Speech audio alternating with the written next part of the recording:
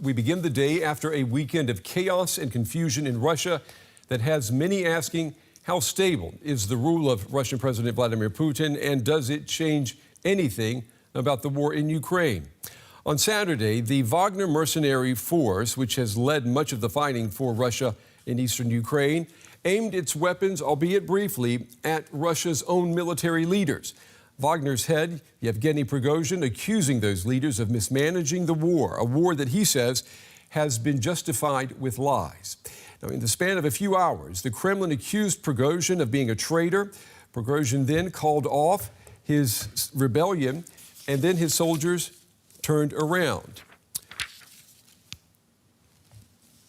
The Kremlin said that it would not pursue charges against any Wagner fighters or Prigozhin himself. But those terms are apparently changing. Here is what the Russian president told the country late on Monday. Today, you, the rebellious Wagner fighters and commanders, have the opportunity to continue your service for Russia by signing a contract with the Russian Defense Ministry or other military and law enforcement structures, or to go back to your family. Those who want can leave for Belarus. I thank those fighters and commanders of the Russian mercenary group Wagner who made the right decision and didn't choose bloodshed, but stopped at the last moment. Well, what that means for Prigozhin is unknown, as are his whereabouts. Today, Prigozhin sent out this audio message defending his short-lived insurrection. We showed a masterclass on what the invasion of Ukraine on the 24th of February 2022 should have looked like. We did not have the goal of overthrowing the existing regime and the legally elected government. We turned around troops in order not to shed the blood of Russian soldiers. Well, there appeared to be new cracks in the facade of order and stability inside Russia. Today, Russia's prime minister called for the public to remain loyal in the wake of events that he characterized as a direct challenge to President Putin. Russia is going through an important time in its history.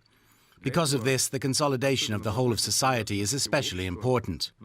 We need to act together as one team and maintain the unity of all forces, rallying around the president. We need to take calculated, unified decisions to effectively achieve goals set by the leader of the state. Well, how are we to understand everything that's happened over the weekend?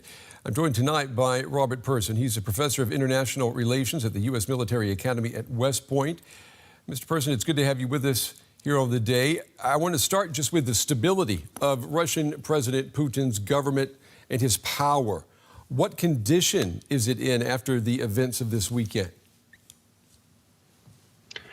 You know, I think we've seen this weekend that Putin's power and, in fact, the stability of the entire system that he's been constructing over the last 2 decades is much more fragile and brittle than I think even many experts first believed.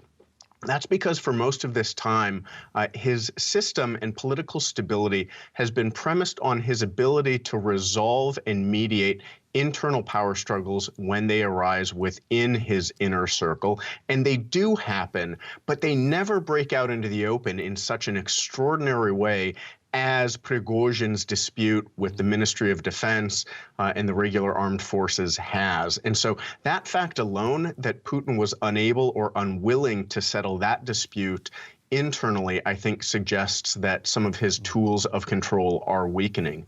Furthermore, you look at how he controls the country, it really depends on his ability to buy off and also blackmail, believe it or not, the very same elites that he surrounds himself with. He can threaten to revoke their power, their wealth, and their freedom for those who step out of line. So again, the fact that Prigozhin, backed by his private army, was emboldened to publicly challenge not just the Ministry of Defense, but eventually Putin himself and his decision to start the war in Ukraine, I think really suggests, again, that his coercive ability is slipping. And I think what's very interesting is that his initial reaction and today's announcement were very weak responses to a man who he has publicly declared as a traitor guilty of treason. Certainly not a strong response from an autocrat like Putin. Well, what do you make of what President Putin did say tonight? He basically gave the Wagner mercenaries a choice. They could either join the Russian military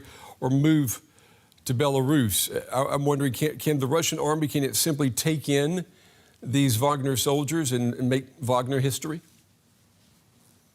Well, in fact, this was in the policy that provoked, in many people's opinions, Prigozhin's stunning gambit. The order had already been issued that as of July 1st, Wagner fighters, Wagner units were to be brought under Ministry of Defense contracts, essentially putting them under the command and control of the regular military. And Prigozhin, sensing that his utility, his power, and his forces were waning, if that were to happen, perhaps was compelled to take this extraordinary move. And so, yes, those soldiers can be integrated. They'll not likely be integrated as a unified force. They won't be kept together.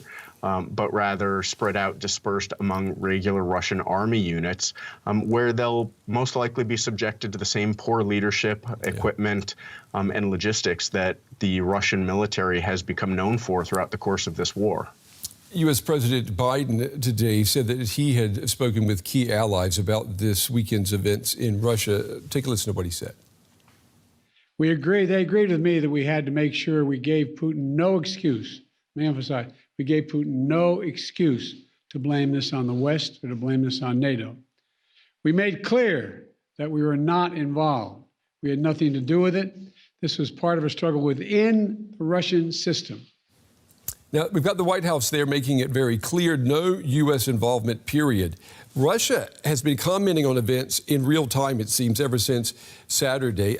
I'm wondering, how worried are you about events escalating beyond Russia's borders right now? So here I'll note that these are my personal views, not the official policy or position of the United States government. But I think, in fact, that if anything, the last 48 hours have revealed that the fear of escalation that has often limited our responses to Russian activities and perhaps limited our Western support of Ukraine are perhaps overblown.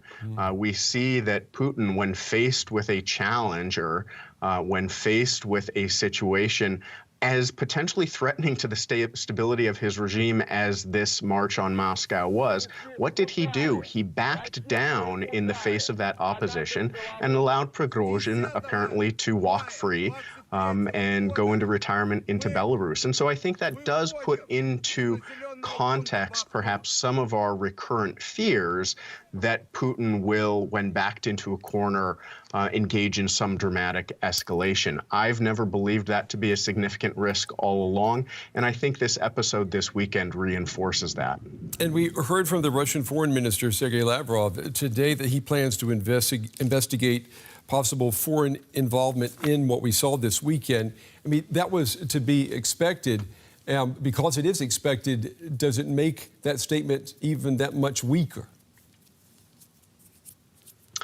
You know, the Russians have been claiming Western involvement in nearly anything that they don't like in the world, in their neighborhood, and certainly at home. This has been a long-standing Kremlin propaganda point, both internally and internationally. And so I think anybody with any sense who pays attention to Russia immediately dismisses such statements as utterly baseless. They cry wolf time and time again. But again, this has more to do with internal propaganda and messaging and trying to rally their population around this clearly failing war that Putin has started.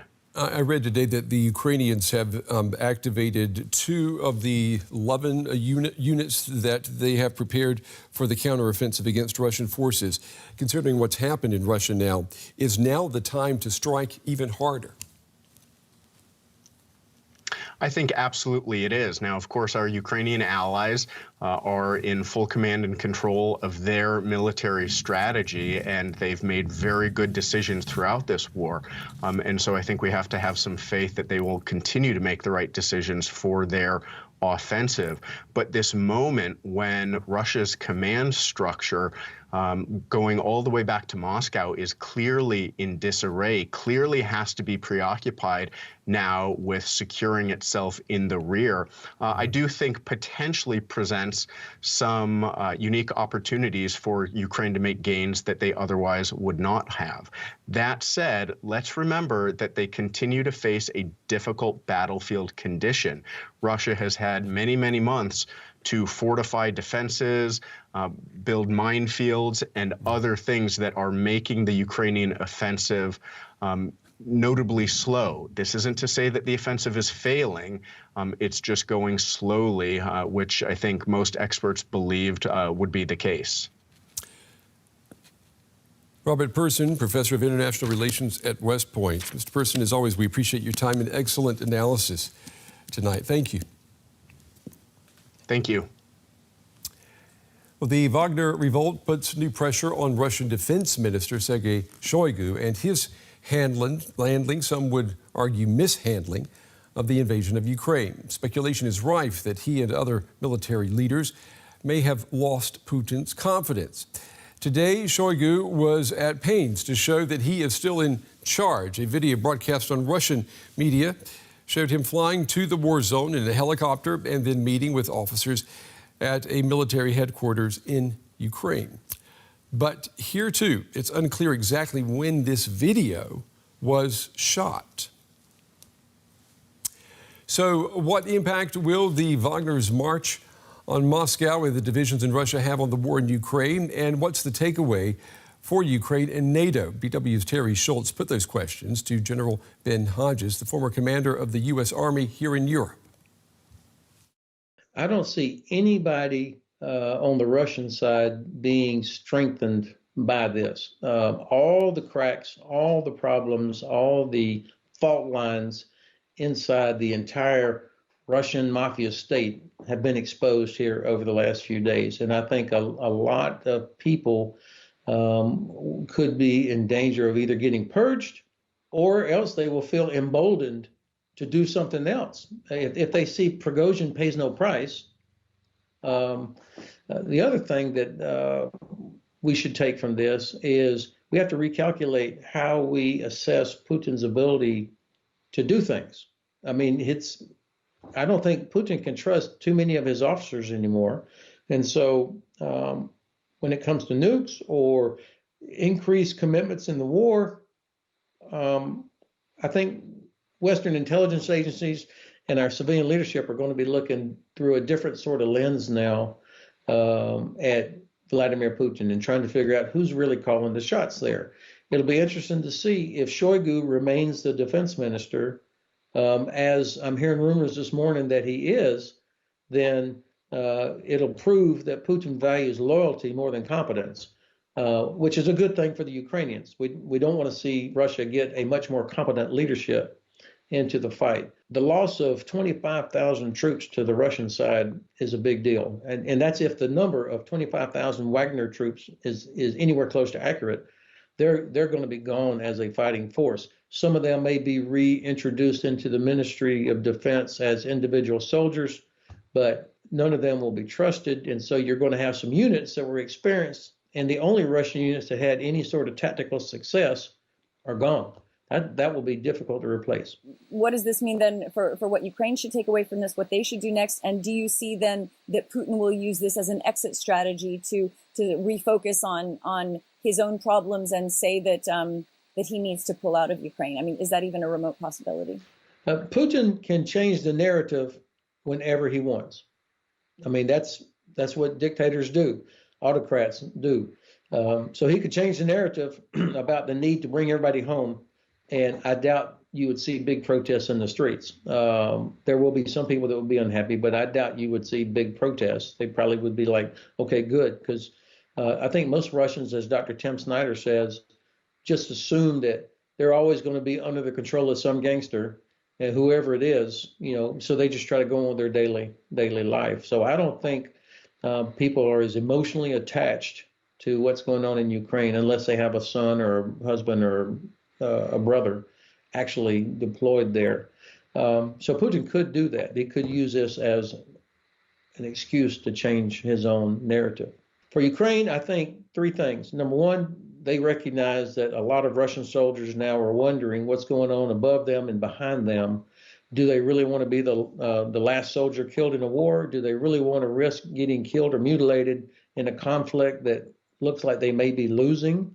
And I think just the way Defense Minister Reznikov did over the weekend, direct appeals to soldiers using all sorts of social media, sending them texts saying, you don't have to die here. The enemy is in Moscow. It's not here in Ukraine.